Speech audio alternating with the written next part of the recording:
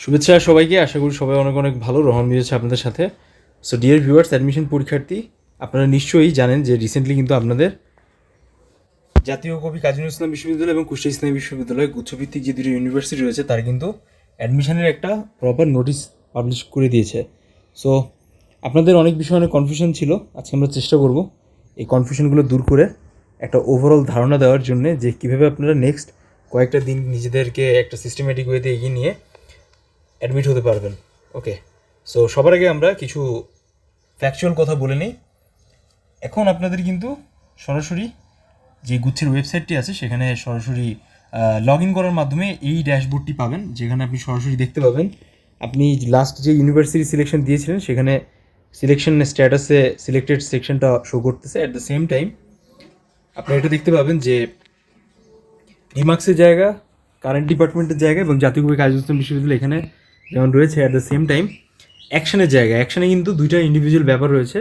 তার ভেতরে একটা রয়েছে অ্যাডমিট কারেন্ট লেখা, কারেন্টলি লেখা, আরেকটা অপশন যেটা শো করতেছে সেটা অ্যাডমিশন কারেন্টলি অফ, এমন একটা বিষয় কিন্তু সরাসরি অ্যাকশনের স্ট্যাটাসে দেখা যাচ্ছে। সো অলরেডি জানেন যে গুচ্ছে কিন্তু সরাসরি জাতীয় কবি কাজী নজরুল ইসলাম বিশ্ববিদ্যালয়ে 50টির মতো সিটস রয়েছে, যেখানে যারা টপ 50 লেভেলে আছে তারা সরাসরি একটা পজিশন পাবে এমন ব্যাপার। অ্যাট দ্য সেম টাইম আপাতত অনেকেই রয়েছেন যারা 55, 56, 53 পজিশন করেছেন। সো তাদের অনেকে কনফিউশন যে তারা কি কোনো সিট পাবে কি পাবে না। সো এই বিষয়টা ক্ল্যারিটি দেওয়ার জন্য আজকে আমি ভিডিওটি রেকর্ড করছি। নানাবিধ ব্যাপার নিয়ে আমরা কথাবার্তা বলবো, বিশেষ করে আপনারা যারা সেকেন্ড টাইমের রয়েছে, পরবর্তী চারুকলা অ্যাডমিশন টেস্টের জন্য প্রিপারেশন নিতে যাচ্ছেন সেকেন্ড টাইম হিসেবে 26 সেশনের জন্য, এবং পরবর্তীতে যারা আসতে যাচ্ছেন এবং যারা লাস্টে একটা কনফিউশনে পড়ে যান যে আসলে কীভাবে যে কার্যক্রমগুলো পরিচালিত হয় এটার জন্য কী করা দরকার, তার একটা ক্ল্যারিটি কিন্তু আপনি সরাসরি পেয়ে যাবেন, যেন আপনারা নিজেদের থেকে একটা ভালো মেন্টাল প্রিপারেশন এবং সাপোর্ট পেয়ে নিজেকে সঠিক গাইডলাইনে প্রপার ওয়েতে এগিয়ে নিয়ে যেতে পারেন। তো এই পর্যায়ে হচ্ছে আমরা দেখতে পাচ্ছি, খেয়াল করেন যে নোটিশ, টোটাল যে নোটিশটা আছে এই নোটিশে কিন্তু মোট 3টা ইন্ডিভিজুয়াল অংশ রয়েছে। ফার্স্ট অংশ নিয়ে আমরা কথাবার্তা বলবো, ডেট রিলেটেড সব কিছু। আপনি যদি খেয়াল করেন যে প্রাথমিক ভর্তি ফি প্রদান করতে হবে 7/6/2026 তারিখ দুপুর 12টা থেকে শুরু করে 10/6/2026 রাত 11:59 পর্যন্ত, এবং কাগজপত্র জমা দিতে হবে 8/6/2026 থেকে 11/6/2026 পর্যন্ত, 10টা থেকে 3টা পর্যন্ত। কাগজপত্রর ভেতরে কী কী আছে, SSHEC সার্টিফিকেট A4 সাইজ খামে করে সুন্দর করে দিয়ে আসতে হবে, সমান পরীক্ষার মূল নম্বর সমূহ, মানে আপনার গ্রেডশিট সার্টিফিকেট হয়তো বা পরে, বাট গ্রেডশিটটা খুব ইম্পর্টেন্ট।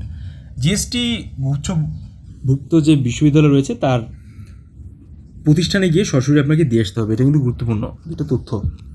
তো এখন আমি সব থেকে গুরুত্বপূর্ণ যে ইনফরমেশন আপনাদের সাথে শেয়ার করতে চাচ্ছিলাম, আমি বরাবর ইন্ট্রোতেও বলেছি, সেটা হচ্ছে যে পছন্দক্রম অন্তর্ভুক্ত যে কোনো বিশ্ববিদ্যালয় সংশ্লিষ্ট বিভাগে প্রাথমিক ভর্তির জন্য প্রথমবার নির্বাচন হবার পরেও প্রাথমিক ভর্তি প্রক্রিয়া সম্পন্ন না করলে পরবর্তীতে জিএসটি গুচ্ছভুক্ত কোনো বিশ্ববিদ্যালয়ে ভর্তির জন্য বিবেচিত হবেন না, এমনকি কোটায় ভর্তির জন্য বিবেচিত হবেন না।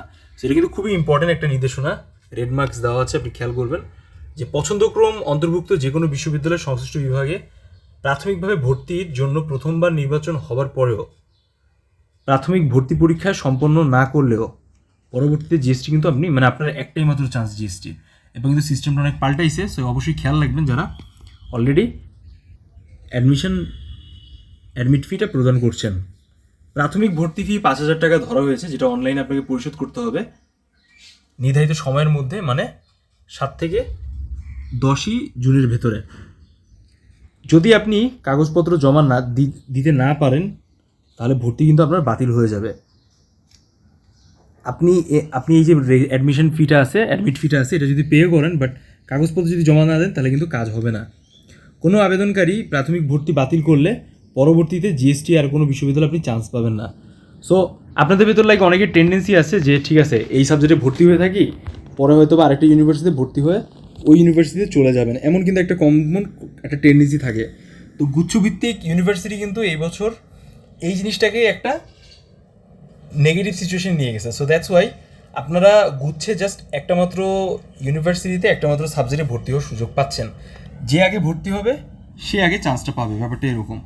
সো এই সুবাদে আপনারা যারা এক্সাম দিয়েছেন 50-এর পরে যাদের মেরিট পজিশন আছে তারাও কিন্তু সুযোগটা পাচ্ছেন। সো অবশ্যই যারা 56, 58, 72 পর্যন্ত পজিশন করেছেন তারা চেষ্টা করেন যে এই সুযোগটাকে কাজে লাগানোর জন্য 5,000 টাকা দিয়ে অনলাইনে ফি প্রদান করেন এবং পরবর্তীতে হচ্ছে আপনি চেষ্টা করেন ইউনিভার্সিটিতে গিয়ে 8/6 থেকে 11/6 2026 তারিখের ভেতরে আপনার যাবতীয় যে কাগজপত্রগুলো আছে এসএসসি, এসএসসি, নম্বর শিট, সার্টিফিকেট, লাইক যতগুলো কাগজ আছে সেটা একটা A4 সাইজ খামে আপনার রোল নাম্বার লিখে জিএসটি রোল নাম্বার সুন্দরভাবে জমা দিয়ে আসেন, তাহলে কিন্তু আপনি 100% পড়তে পারবেন। সো ছোটো ছোটো মিস্টেক্সের কারণে আমরা দেখি যে অনেক স্টুডেন্ট থাকে যারা অনেক পিছিয়ে যায়, পরবর্তীতে হয়তো বা পড়ার সুযোগ পায় না, চান্স পায় না। আমরা ডিউর ক্ষেত্রে অনেক ইউনিভার্সিটি রিপিটেডলি এটা দেখেছি, অনেক মিসকমিউনিকেশন, ইনফরমেশনের কারণে কিন্তু কমপ্লিকেটেড সিচুয়েশন তৈরি হয়। তো আপনারা যারা এক্সাম অ্যাটেন্ড করবেন বা এক্সাম দিচ্ছেন তারা অবশ্যই এই সকল যাবতীয় ব্যাপারকে মাথায় রাখবেন, বিশেষ করে যারা পরবর্তীতে আসতেছেন। আর যারা এবার অ্যাডমিশন টেস্ট দিচ্ছেন তারা কিন্তু এই বিষয়গুলো বিচার বিশ্লেষণ করবেন সরাসরি পরবর্তীতে যারা পড়তে আসতেছেন 25 সেশনের জন্য। So thank you so much. শেষ করবো ভিডিও, দেখা হচ্ছে সবার সাথে নেক্সট ভিডিওতে। সেই পর্যন্ত সবাই ভালো থাকেন, সুস্থ থাকেন এবং আপনারা যারা জিএসটিতে এক্সাম দিবেন পরবর্তী ইউনিভার্সিটিগুলো সেকেন্ড টাইম, তারা সরাসরি কিন্তু আমাদের অনলাইন প্রিপারেশন জয়েন করতে পারেন। আল্লাহ হাফেজ, শুভকামনা।